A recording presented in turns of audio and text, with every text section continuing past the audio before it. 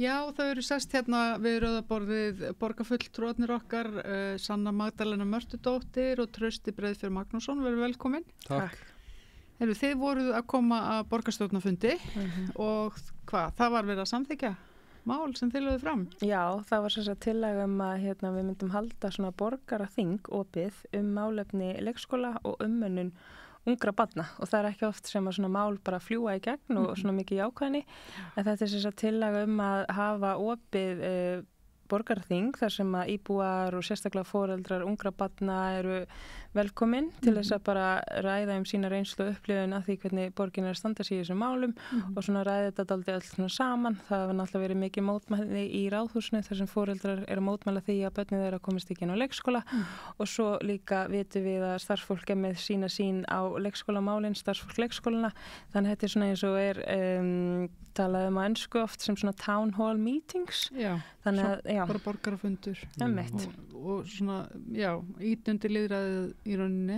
Það vitnar í lýðræðisstefnu borgarinnar og það er talað að það er að halda borgarþing reglulega. En það er ekki gert. Hefur ekki verið gert. Nei, aldrei verið gert. Veit ekki með aldrei, en allan aldrei síðan þessi tillaga lýðræðisstefnu var samþykkt í árið 2021, október. En er eitthvað í þá til það hvað á síðan hvernig á að vinna úr svona þingi eða hvað eða er þetta bara til þess að lefa fólki að koma og tala og svo bara ekkert, verður svo bara ekkert gert við tillögur eða hugmyndir sem að koma? Í rauninni er þegar fjallaðum borgarþing í lýðræðisstefnu og þá er þetta hugsað sem svona vettvangur til að tjá skoðanir en að ekkert endilega tala að þetta veri bindandi fyrir sveitarstjórn. En svo erum við með líka lög sem sagt að ef ákveðin hluti sveitarfélags óskar eftir fundi þá þarf að verða við því og þá er alls konar svona umgjörð utan það í rauninni hvort að ákvarðanir eigi að vera bindandi eða ekki. Þannig það er svona allt annar vinkill en það er eitthvað sem væri líka athyglisvert að fara. Þannig að þau sem að mæta á fundin fái svona dálítið virkilega að taka þátt í stefnumótun. Já, en það þarf ekkert endilega heldur samt kannski endilega að vera bindandi þó að það sé sko hlustað á og tekið inn í einhverja vinnu, áframhaldandi vinnu. Og þróað. Að við borgarfulltrúar líka eins og við hugsaum með borgarþingið að við verum til þess að hlusta. Nákvæmlega, það bara það sé tryggt í rauninni. Mist það eiginlega aðalatrið kannski. Algjörlega. Það sé bara ekki borgarþing bara til þess að því það er oft svona sýndalýðræði í gangi hjá sveitafélögum sko, finnst mér allavega. Einhverjar svona, getur valið að setja pening í róluvöllin þarna eða lýsinguna þarna, þú veist að búið að velja fyrir þeir nokkur atriði og látið eins og þetta sé rosalegt lýðræði sko. Það snýst að vera bara í beinum tengslum og samskiptum við íbúana. Já, í rauninni þetta er svona eins og að vera bara í hvaða samtöku sem þú ert í sko og vera í beinu samtali við grasrótina. Það er sama þannig náttúrulega með bara íbúana. Herðu, og hvað var fleira til umræðu á fundinum í dag? Þú voru náttúrulega að fara yfir fjármálin, það var mikil umræða fjármál borgarinnar. Já. Sjálfstæðismenn ósku eftir að það er tekið á dagskrá en umræðan fór að mestu hluti í það bara hvernig við getum skorið meira niður í borginni og hvernig það sé best gert og það var mikið verið að vitni í Árborg og þar sé verið að fara svo sterkar niðurskurðaðgerðir og borgin ætti að gera það líka. Það er náttúrulega verið að fara að stefna á aukna útvistun og segja upp starfsfólki og allt þannig sko. Þannig að umræðan var svolítið þarna hægra megin. En við komum hann inn í umræðan og tölum að það náttúrulega þarf að leggja útsvar á fjármagnstekjur, komið þann vinkil inn og við þurfum líka að hugsa tekjuhliðina, ekki bara hvernig við getum skorið niður endalaust og bendum líka á það að þetta getur orðið vítarhingur og þú fer að skera niður, það leiðir til svort að skera ennþá meira niður, seinna meir. Ef þú ert að útvista til dæmis skúringum, þá ert að fá fólkin sem er á lægri launum, sem hefur þar að leiðandi ekki efnað að borga leiguna sína og hefur ekki efnað að borga fyrir mat. Þá þurfum við útvika þjónustu borgarinnar, þannig að þetta mun kannski bara kosta meira. Og það er ekki verið að fara langt í þessar umræðu og þetta er svona, kannski svolítið sýndarmennsku oft hjá hægrinu í þessu. Það er, svo er núna náttúrulega var verið að leggja fram hann að fjármála áætlun ríkisstjórnarinnar og þar var ekki mjög svona bjart heldur hvað var að sveitafélögin að því ríkið í náttúrulega einhverju svona niðurskurðapælingum líka sko. Þannig að þetta er einhvern veginn á eina bókina lagt. Já, það er einhvern veginn verið að slá í trommurnar núna, nú verði öll sveitafélög og ríki núna að fara í niðurskurðin. Er þetta COVID, verið að borga upp, greiða upp útgjöld úr COVID, eða hvað er eitthvað að hjá borginni í rekstrinum? Hvað finnst ykkur? Ég myndi segja sko forgangsröðunin er náttúrulega kolröng.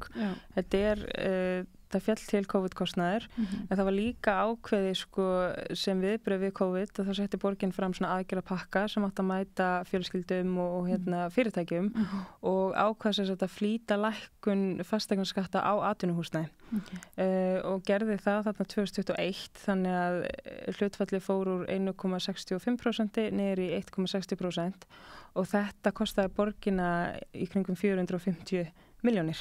Þannig að næstum hálfa milljarður. 0,5%. Þannig að það kom aldrei svona flöt skattalækkun á öll fyrirtæki í borginni og sem svona COVID-viðbragð, þannig að það er náttúrulega þegar þú ert fann að skerða í rauninni tekið möguleikana þá hefur það líka áhrif. Þannig ég myndi segja þetta sé forgangsröðun, COVID, náttúrulega við erum ekki að fá inn ákveð fjármagn sem við ættum að vera að fá inn sem við sósíalistar teljum rétt að koma að útsvari af fjármagnstekjum, en svo er það líka varðandi ríkið að við erum ekki að fá í rauninni gegnum jöfnunarsjóð þar sem við teljum að ættum að fá vegna þjónustu við íbúa.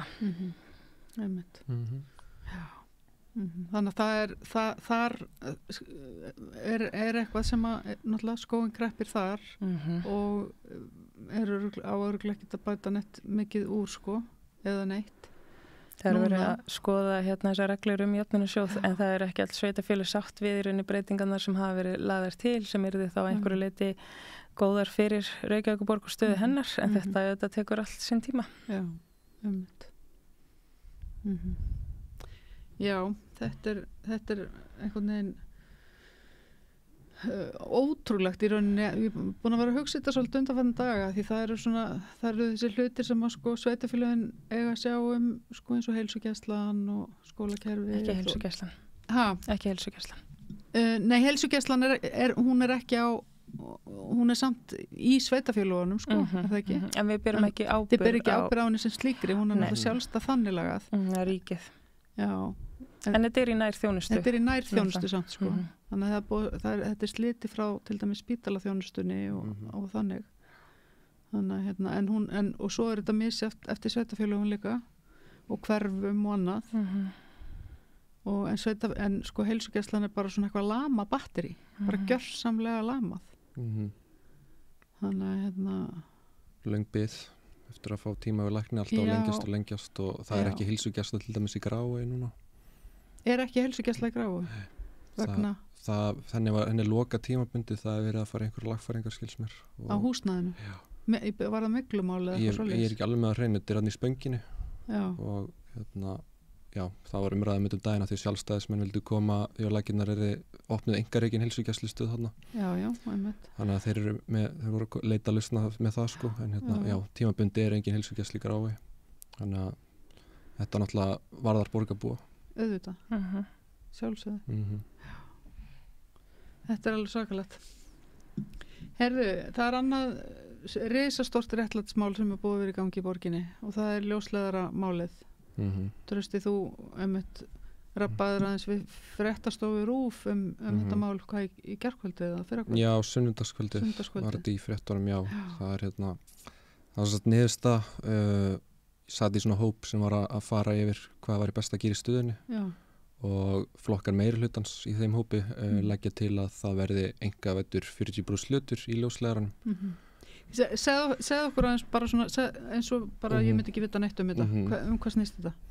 Borgin á og rekur? Já, borgin á og rekur ljósleiðaran sér að útvega bara okkur internet, þetta er gagnaveita Hétaður gagnaveita Reykjavíkur var stofnuð og stofnuð í þeim tilgangi, þetta var bara rekið einhverju af borgin á sín tíma en já Þetta er hluti af veitum í dag eða hvað? Nei, þetta er Orkuveita Reykjavíkur á ljósleiðaran og og við færum rauk fyrir að Orkuveitan gæti og hún má veita ljósleiðaran fé og gæti gert það en þau vilja ekki fara þá leið, þau vilja frekar sækja þetta frá einkaaðilum þannig að einkaaðilar ná 40% hlut í félaginu. Já.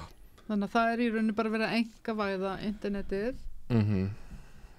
Já. Það er ekkert öðru sig. Nei.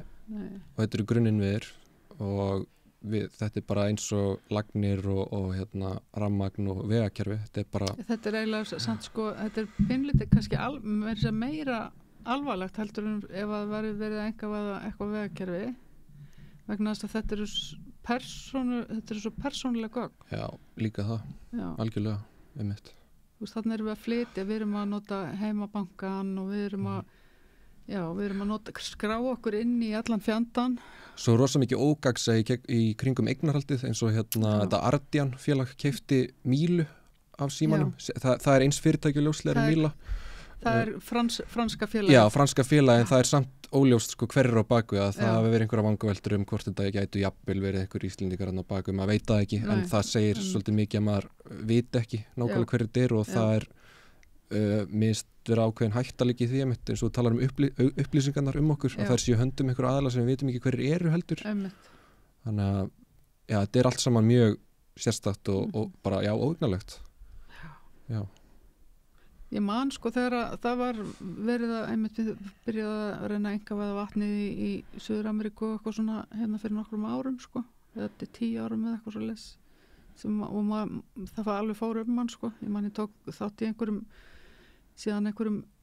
mótmælum einmitt, hvað var það veitur og vatn og eitthvað, en að því það er náttúrulega búið að vera einkavæða og gera að sko þessi fyrirtæki í rauninni í eigu sko ríkis og sveitafélaga að svona hálfgerðum einkafyrirtækjum og reka þau eins og svona kapitalísk fyrirtæki í staðan fyrir að reka þau bara sem í rauninni grunnþjónustu og í eigu íbúana. Já, þarna komum við svolítið inn á EES fyrirkomulagið og tilskipanir þaðan. Það er segi ekki beint að við verðum að einkavæða þetta en það er svolítið verið íta í það átt vegna þess að félög eins og í fjarskiptinu þau megi ekki fá beint fjármagn frá hinu opinbera. Þannig að þau eru þá tilneydd til að reka sig eins og hvert annað fyrirtæki á markaði og svo þegar það fer að kreppa að og þeim vantar kannski meira fjármagn þá má borgin eða ríkið ekki koma þarna inn þá leita þau til einkaaðila til þess að fá meira fjármagn og þá þurfa þá að selja þannig að þetta endar smám saman í því að þetta verður allt einkavætt og ræturna þarna eru tilskipanir frá Evrópu, það er bara þannig. Þannig og bara það við sem í EES þó við segjum ekki eins og í Evrópusambandinu sko, þá erum við neyðust til þess að taka þátt í þessu. Já, við sko neyðumst og ekki neyðumst, við getum staðan er kannski erfiðar en hún værum ekki í EES en orkuveitan getur veitt féðan inn ef það væri pólitískur vilji þá gæti orkuveitan komið féð en það var verið að greiða 4 milljarða arð á síðast ári þannig að það, staðan er góð í félaginu og það ætti alveg að vera hægt en það er kannski ekki einhver langtíma listan að vera alltaf að treysta okkar móðurfyrirtæki sem endalist að komið féðan inn þess vegna viljum við að við Ísland fái undan þá frá þessum tilskipunum vegna þess að við erum lítið land, fáir íbúar og þetta bara passar ekki að reyna að reyka eitthvað svona samkeppnismarkaði kringum þetta er bara fákeppni. Já, einmitt. Og gæti bara orðið einokun sko. Já. Það er engin svona þið fáið ekkert áhert með ykkar rökum inn í borgarstjórn. Vinstri grænir eru á sama máli eða hvað? Já, þau eru á móti þessu sko. Það eru VFG og sósíalistar. Það eru VFG og sósíalistar. Svo erum við að leggja fram til á morgun, það verður sem sagt auka fundir í borgarráði til þess að taka þetta erindi fyrir og við erum með tillögu sem sagt að við svona leitust við að fá þessa undanþágu og tölum við Alþingi og ríkisvaldið þannig að við erum svona með þessa tillögur þarna. Já, ætlaði að reyna að fá einhvern auðlust eitthvað hljómgrunn með það. Já, við séum Alþingi núna er að leita stjórnvöld er að leita leið til að funda þá vegna tilskipana sem varða flugfélögin á Íslandi. Þau alveg rjúka til hand og fóta til þess að hjálpa Icelandair og ferðaþjónustunni. Já, einmitt. Mér finnst það alls ekki saga að leita leiða til að sjá hverju viðbröðum verða frá Evrópu. Já, til að vernda almanna ægur í rauninni. Já. Og bara tryggja það að við fáum þjónustu á bara sem lægsta verði líka því að það er ekki að fara að gerast eða það er fákeppnið einokun og það er það sem gerist þegar við erum búin á svona litlu landi en það er samt verið að búa til eitthvað svona gerfi markað í kringum þetta.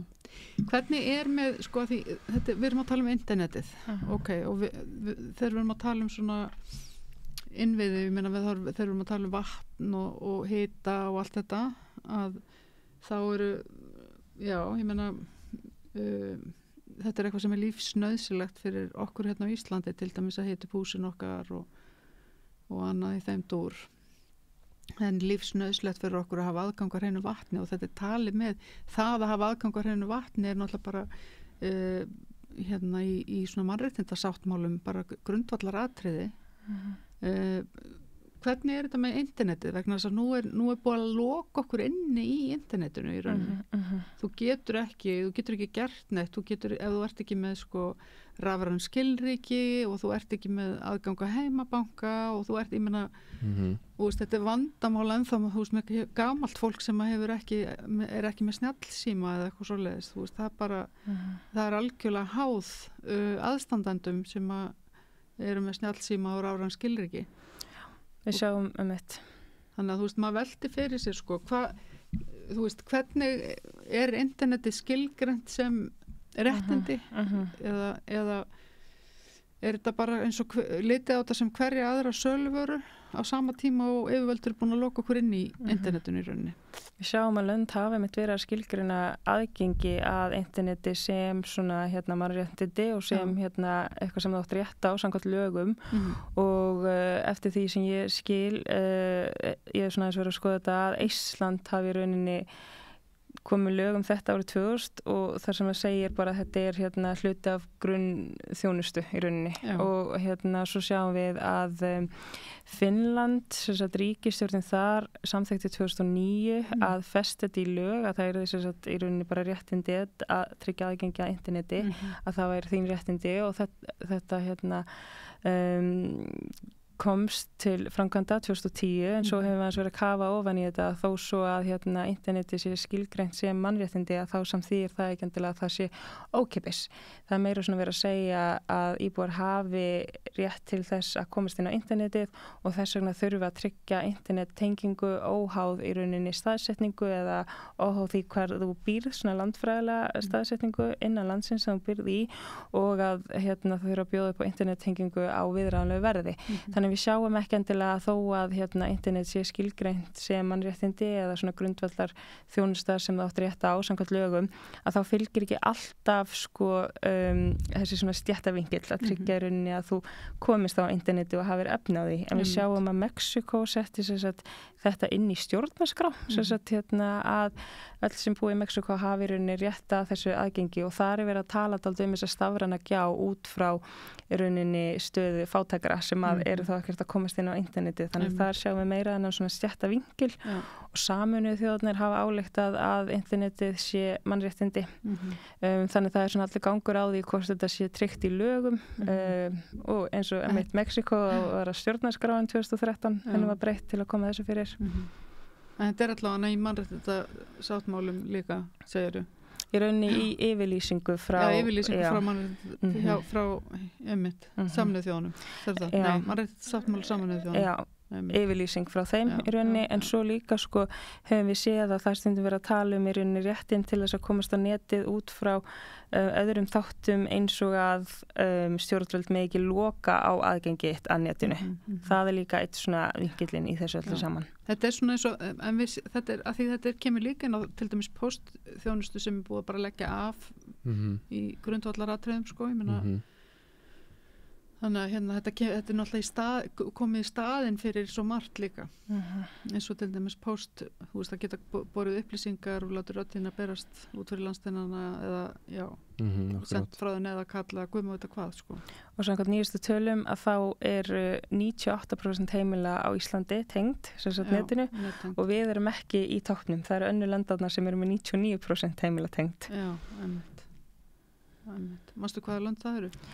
Ég man að var Sádi-Arabía, Sameinuðu furstadæmin, það var Noregur og Írland var þarna fremst. Írland, Noregur, Sádi-Arabía og Sameinuðu arabísku furstadæmin. Já, þau voru þarna samkvæmt í janúar af þessu ári með 99% heimili tengt.